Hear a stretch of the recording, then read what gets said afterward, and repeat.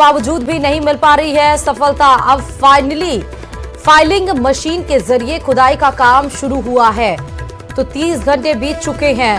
सोमवार दोपहर 3:30 बजे की यह घटना है जब बोरवेल में 5 साल का मासूम आर्यन गिर गया था। 4:30 बजे जेसीबी मशीन खुदाई करनी शुरू कर दी थी और 7 बजे एलएनटी मशीन आ गई थी। यानी सोमवार को 4:30 बजे से ही खुदाई का जो प्रोसेस है वो शुरू हो चुका था। 30 घंटे बीत चुके हैं कल का पूरा दिन, लेकिन 147 फीट गहरे बोरवेल में गिरे मासूम आर्यन को अभी बाहर नहीं निकाला जा सका है। तमाम प्रयास किए जा रहे हैं और लेकिन अभी तक मासूम वहीं फंसा हुआ है। ज्यादा जानकारी के साथ संवाददाता आशीष हमारे साथ जुड़ चुके हैं। आशीष, 40 घंटे से बीत चुके, 30 से 40 घंटा, अभी क्या अपडेट है आर्यन को लेकर? बिल्कुल करीब 40 घंटे पूरे हो चुके हैं और आर्यन अभी तक बोरवेल के अंदर फंसा हुआ है। एनडीआरएफ की टीम लगातार रेस्क्यू ऑपरेशन कर रही है, लेकिन बार बार विफलताएं मिल रही हैं, सफलता हाथ नहीं लग रही है। कल जिस तरह शाम के समय एक बार जो बच्चा था आर्यन, उसके एक हुक लगा दिया गया था और उसे बाहर निकालने की कोशिश की गई थी, लेकिन वो करीब 1 घंटे की मशक्कत के बाद वो हुक से हट गया और वो आर्यन निकल नहीं पाया। ऐसे में जो एक अच्छी सफलता एनडीआरएफ को मिलने वाली थी वो भी विफलता में तब्दील हो गई। अब उसके बाद में क्योंकि बार बार प्रयास किए जा रहे हैं, लेकिन एनडीआरएफ की जो टीम है वो अभी हार नहीं मान रही है और लगातार कोशिश कर रही है। अब एक नई तकनीक की मशीन को बुलाया गया है जिसका नाम फाइलिंग मशीन है, जो काफी तेज गति से खुदाई का काम करती है। ऐसे में जो पूर्व में जो बड़ा गड्ढा खोदा जा रहा था उस काम को थोड़ी देर के लिए रोका गया है। कल शाम से ही उस काम को रोक दिया गया है। अब नए तरीके से गड्ढा खोदा जा रहा है। जो ये फाइलिंग मशीन है वो सीधा गड्ढा खोदती है और उसके बाद में बोरवेल तक पहुंचने की कोशिश करती है। तो ऐसे में अब ये आर्यन की जो गहराई है करीब 125 फीट की जो गहराई है, वहां तक ये फाइलिंग मशीन से खुदाई होगी और उसके बाद में एक सुरंग बनाई जाएगी और फिर अंदर उस आर्यन तक पहुंचा जाएगा।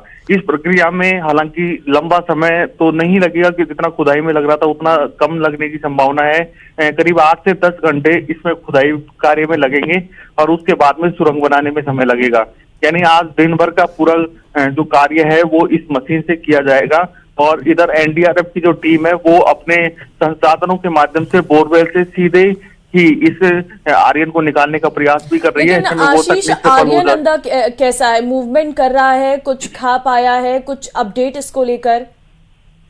बिल्कुल, कल की रात थी, करीब 2:30 बजे अंतिम मूवमेंट हुआ था। कल दिन भर बिल्कुल भी मूवमेंट देखने को नहीं मिला। आज जो रात बीती है रात को भी बिल्कुल मूवमेंट नहीं देखने को मिला। यानी करीब 30 घंटे से आर्यन में कोई मूवमेंट नजर नहीं आ रहा है। हो सकता है कि आर्यन अनकॉन्शियस हो, लेकिन जो बॉडी में जो पहले शुरुआती दौर में जो मूवमेंट नजर आ रहा था, हाथ हिलाए जा रहे थे, वो अब मूवमेंट नजर नहीं आ रहा है क्योंकि लंबा समय हो गया है। ऐसे में संभवतः जो आर्यन है वो अनकॉन्शियस है और कोई भी कारण हो सकता है, लेकिन जब तक उसको बोरवेल से बाहर नहीं निकाला जाएगा तब तक उसकी स्वास्थ्य के बारे में कह पाना बहुत जल्दबाजी होगा। लेकिन वर्तमान में ये कहा जा सकता है कि उसको मूवमेंट नजर नहीं आ रहा है क्योंकि सीसीटीवी में जो कैमरे हैं उसमें गतिविधि नजर नहीं आ रही है। लेकिन ये कहा जा सकता है कि हो सकता है कि जो आर्यन है वो अनकॉन्शियस हो और अंदर फंसा हो। लेकिन अनकॉन्शियस भी है तो ये भी बहुत गंभीर सिचुएशन है। एक चीज बताइए आशीष, जो फाइलिंग मशीन के जरिए खुदाई अब शुरू हुई है, ये सोमवार को क्यों नहीं शुरू हुई? क्या इसका अंदाजा नहीं लग पाया कि 147 फीट अगर वो जाकर फंस गया है तो आप जेसीबी और एलएनटी मशीन से आपको ज्यादा समय लग पाएगा? ये प्रोसेस अगर पहले करते तो शायद आर्यन बाहर आ जाता। बिल्कुल, क्योंकि अब तक जितने भी बोरवेल हादसे राजस्थान में हुए हैं उसमें पहली बार इस फाइलिंग मशीन का उपयोग हो रहा है। ऐसे में यह एक नई मशीन है। आमतौर पर 120, 130, 150 फीट पर भी, यहाँ दौसा में भी कई बार बच्चे गिरे थे, उन्हें भी इसी तकनीक के माध्यम से निकाला था जो एनडीआरएफ प्रयास कर रही थी। लेकिन इस बोरवेल के अंदर एक बोगी फंसी हुई है, उस बोगी के साइड में ये आर्यन फंसा हुआ है। इस कारण जो एनडीआरएफ के जो प्रयास हैं वो विफल हो रहे हैं, क्योंकि जो भी इक्विपमेंट, जो भी उपकरण नीचे भेजते हैं, वो उपकरण उस बोगी के टच हो जाते हैं और आर्यन तक नहीं पहुंच पाते हैं। इस कारण उस आर्यन को निकालने में परेशानी आ रही है और जो भी प्रयास किए जाते हैं विफल हो जाते हैं। बोगी, हम दर्शकों को बता दें कि एक ऐसा उपकरण कहा जा सकता है जो बोरवेल जब किया जाता है तब उसको मिट्टी खोदने में काम में लिया जाता है। जब इस बोरवेल की खुदाई हुई थी तो ये बोगी अंदर ही फंस गई थी, यानी अटक गई थी, और उसके बाद में ये आर्यन इसमें गिर गया। तो वो बोगी के बिल्कुल बगल में अटका हुआ है और जो एनडीआरएफ के जो उपकरण है वो वहां पर पहुंच नहीं पा रहे हैं, क्योंकि बोगी की जो लंबाई होती है वो करीब 4 से 5 फीट की होती है। ऐसे में 5 फीट ऊपर ही जो सारे उपकरण है वो अटक जाते हैं और आर्यन तक दिक्कत आ रही है। बिल्कुल आशीष, और समय भी बहुत लंबा हो चुका है। आपने कोई अपडेट लिया एनडीआरएफ की टीम से कि किस तरीके से अभी ये ऑपरेशन आगे चलना है? क्योंकि इंतजार परिजनों को भी है, इंतजार सभी लोगों को भी है। कल खुद किरोड़ी लाल मीणा भी पहुंचे थे। बिल्कुल, रात भर किरोड़ी लाल मीणा यहाँ मौजूद रहे हैं। सांसद मुरारी लाल मीणा भी आज सुबह करीब 3 बजे यहाँ मौके पर पहुंचे थे, 2 घंटे वो भी यहाँ पर रहे हैं। उन्होंने भी राहत एवं बचाव कार्य का जो पूरा जायजा लिया है। एनडीआरएफ की जो टीम है उसकी भले ही चाहे उन्हें सफलता नहीं मिल रही हो, लेकिन तारीफ करनी होगी, क्योंकि लगातार उसी रात 9 बजे से वो लगातार कंटिन्यू काम कर रहे हैं। अब तक उन्होंने, जो उनकी टीम है, उनके सभी सदस्य लगातार बिना नहाए धोए, बिना बिल्कुल वो खाना भी समय पर नहीं खा रहे हैं और पूरी तरीके से उसको कोशिश कर रहे हैं, लेकिन उनको सफलता नहीं मिल पा रही है। लेकिन विफलताओं के बावजूद भी वो लगातार प्रयास कर रहे हैं और हर समय देखा जा सकता है कि एनडीआरएफ की टीम है वो कोशिश कर रही है कि किसी भी तरह आर्यन को बाहर निकाला जाए। ऐसे में सफलता मिलना नहीं मिलना ये भगवान की बात है कि सहयोग का बनता है, लेकिन एनडीआरएफ की टीम है, उन्होंने अपनी करने में कोई कसर नहीं छोड़ रखी है और उन्होंने पूरी कोशिश की जा रही है उनकी तरफ से आर्यन को बाहर निकाला जाए। मुझे ये बताइए आशीष, इसके पहले जब दौसा के बांदी कुई में मासूम बच्ची फंस गई थी, उसके माता पिता से बात कराया जा रहा था, आर्यन के माता पिता से क्या उनको बात नहीं कराया गया है? बिल्कुल, क्योंकि जो बांदीकुई का जो हादसा हुआ था, जो बच्ची फंसी थी वो 35 से 40 फीट की दूरी पर फंसी थी। ऐसे में 35 से 40 फीट तक उसकी जो परिजनों की आवाज भी पहुंच रही थी। इसकी जो गहराई है ये करीब 130 फीट से भी ज्यादा भी हो सकती है, लेकिन 125 फीट की गहराई तक उनकी आवाज भी नहीं पहुंच पा रही है। दूसरा क्या है, इस बोरवेल में पानी भी है। बांदीकुई वाला जो बोरवेल था उसमें पानी नहीं था और इसमें के अंदर पानी भी है। ऐसे में जो पानी का जो भाप अंदर बन रही है, ऑक्सीजन की भाप अंदर बन जाती है। इस कारण मॉइस्चर के कारण ना तो सीसीटीवी फुटेज सही तरीके से आ पा रहे हैं और ना ही कोई बात हो रही है।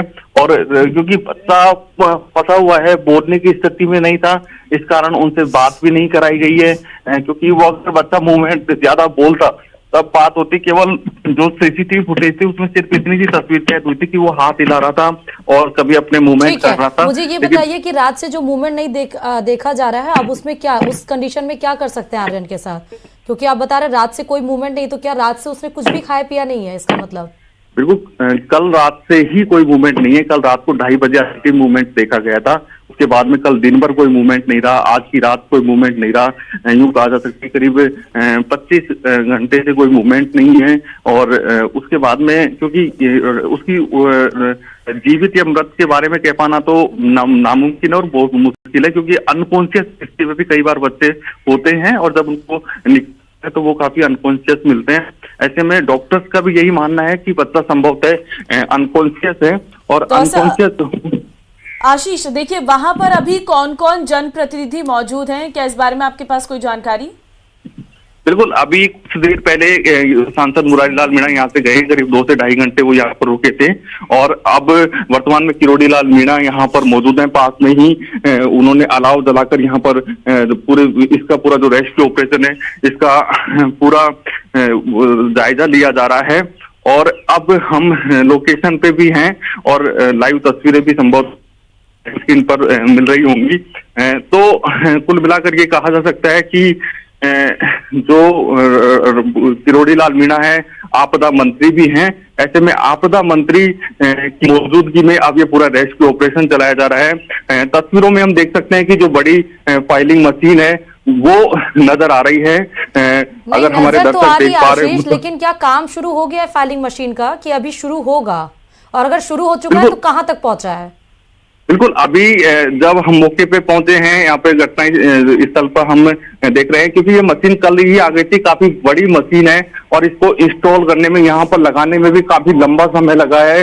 हम तस्वीरों में दिखाने की कोशिश करते हैं कि जो मशीन है वो काफी लंबी चौड़ी मशीन है। इसको आने में भी, क्योंकि ग्रामीण क्षेत्रों को होकर आई है, ऐसे में लोगों के जो चबूतरे होते हैं उनको तोड़ती हुई इसको यहाँ पर लाया गया है।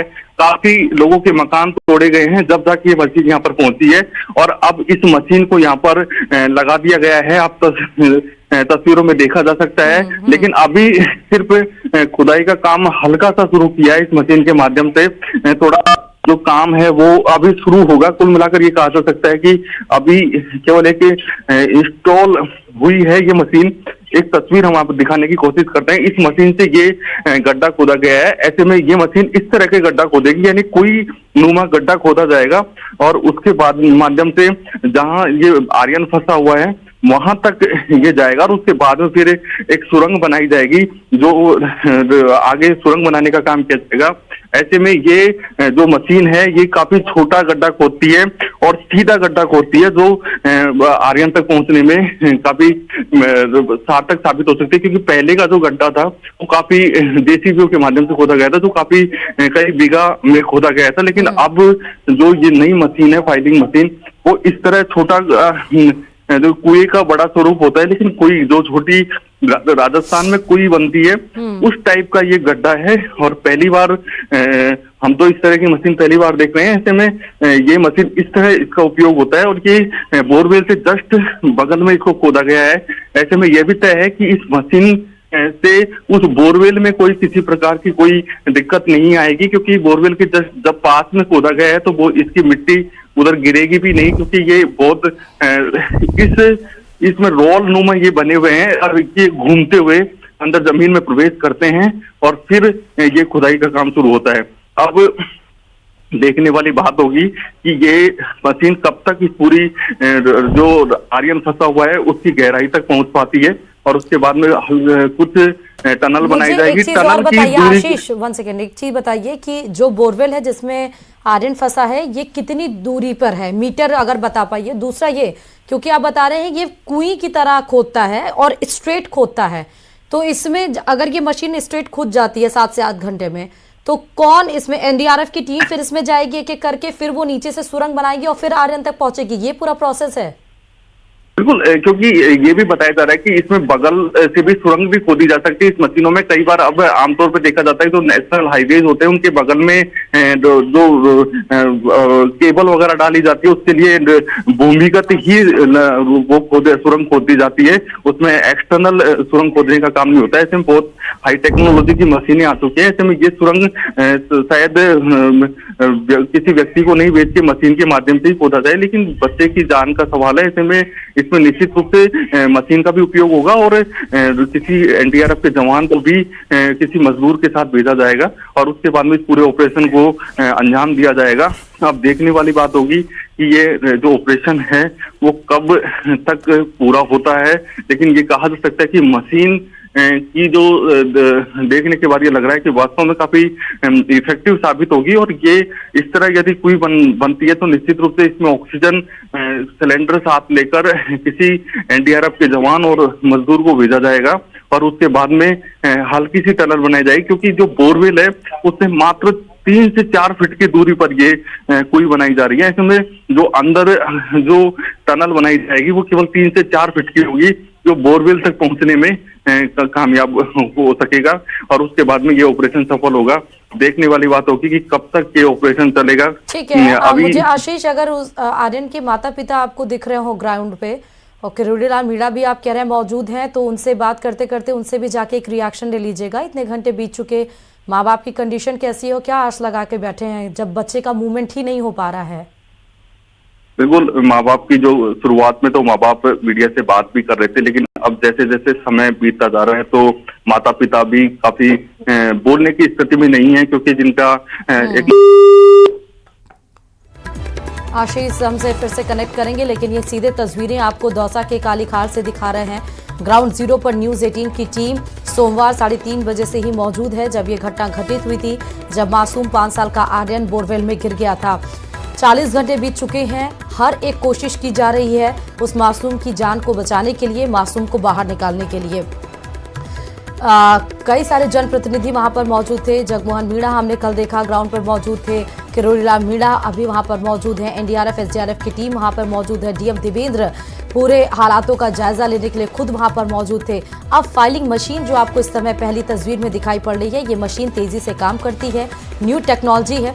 आशीष हमारे साथ फिर से जुड़ चुके हैं। आशीष जी बोलिए, वाकई आशीष की किसी माता पिता का अगर बच्चा 5 साल का वो फंस जाए और 40 घंटे बीत जाए तो वो कुछ भी नहीं बोल पाएंगे, लेकिन फिर भी अगर आप जाएं उनके पास, बात करने की कोशिश अगर करिए और किरोड़ीलाल मीणा से भी बात करने की कोशिश करिएगा। किरोड़ीलाल मीणा की बात करें तो वो दूर एक खेत में अलाव जलाकर वहां पर बैठे हुए हैं। अच्छा। क्योंकि उनके साथ कुछ समर्थक ज्यादा हैं, जिसमें पुलिस को जब वो यहाँ पर आते हैं तो पुलिस को भी काफी दिक्कत आती है, क्योंकि रेस्क्यू ऑपरेशन के पास भीड़ आ जाती है। ऐसे में किरोड़ीलाल मीणा इस चीज को समझते हैं कि उनके आने से यहाँ पर समर्थकों की भीड़ जुड़ जाती है। ऐसे में किरोड़ीलाल मीणा कुछ दूरी पर एक खेत में मौजूद हैं और वहां पे वो इस पूरे जो रेस्क्यू ऑपरेशन है इसका जायजा ले रहे हैं, इसके निर्देशन में चला रहे हैं। और वो इस हादसे से करीब 300 से 400 मीटर दूरी पर एक खेत में है। और मुझे ये बताइए आशीष, जो आप ये मशीन दिखा रहे हैं, फाइलिंग मशीन, ये जब थोड़ा ड्रिल कर चुकी है तो ये रुकी क्यों है? ये अपना काम क्यों नहीं कर रही है अभी?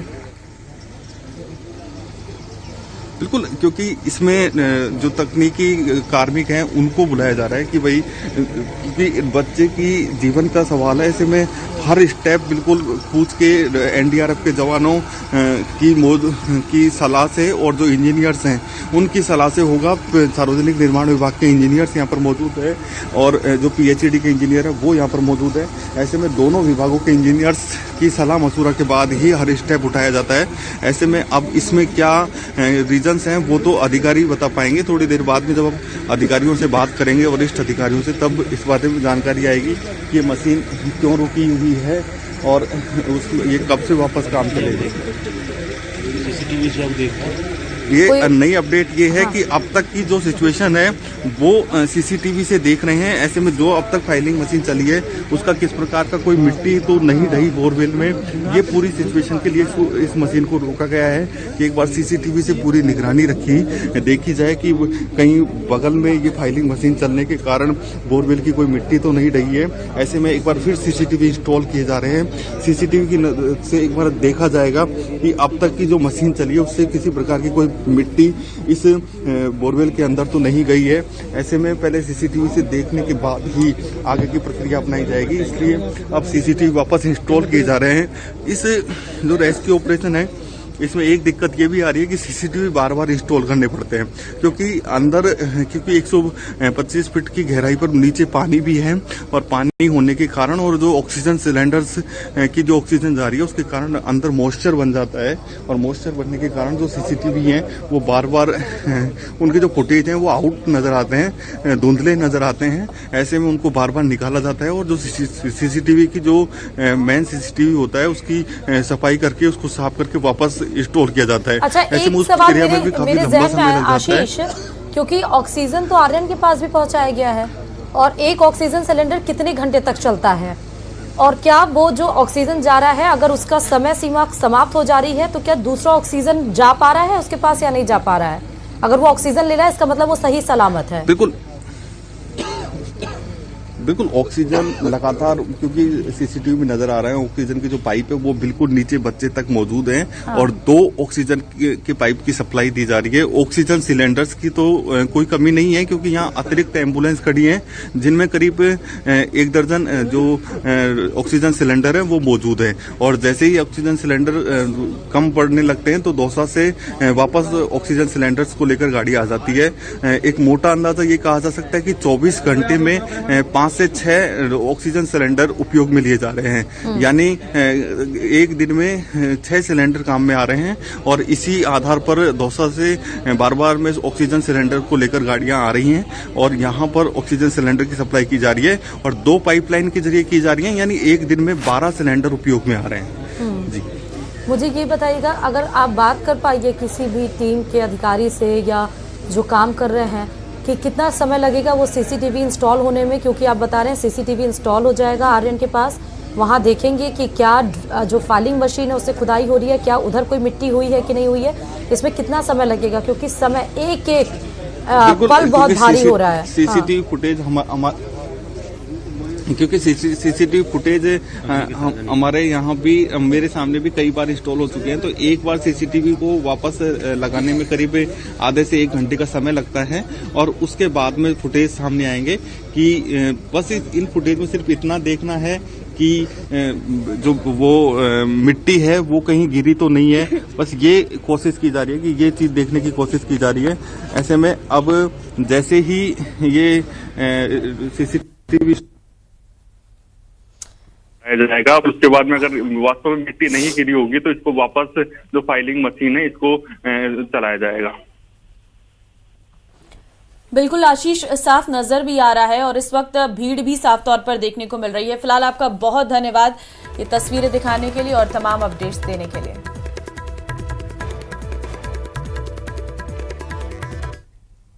और चलिए राजधानी जयपुर से इस वक्त की बड़ी खबर बताते चले, जहां राइजिंग राजस्थान समिट का आज तीसरा दिन है और आज तीसरे और अंतिम दिन होगा एमएसएमई कॉन्क्लेव। सैकड़ों सूक्ष्म और लघु उद्यमी लेंगे कॉन्क्लेव में भाग। सुबह 9 बजे से दोपहर 1 बजे तक चलेगा कॉन्क्लेव। देश की जीडीपी में एमएसएमई की है 30% हिस्सेदारी। राजस्थान में एमएसएमई दे रहा तकरीबन 37 लाख रोजगार। प्रदेश में तकरीबन 1,35,000 एमएसएमई एक्सपोर्ट्स हैं। प्रदेश में लगभग 27 लाख एमएसएमई यानी देश के 4% अगर बात करें तो वो राजस्थान में ही हैं। तो आज कल आपने देखा जब पहले दिन 9 तारीख को शुरुआत हुई तो प्रधानमंत्री नरेंद्र मोदी उसका उद्घाटन करते हुए और आगे कार्यक्रम को बढ़ाते हुए तमाम सारे उद्योगपति वहां पर मौजूद थे। दूसरे दिन प्रवासी राजस्थान और आज एमएसएमई, तीसरे जो दिन है वो एमएसएमई कॉन्क्लेव आज होना है राइजिंग राजस्थान में।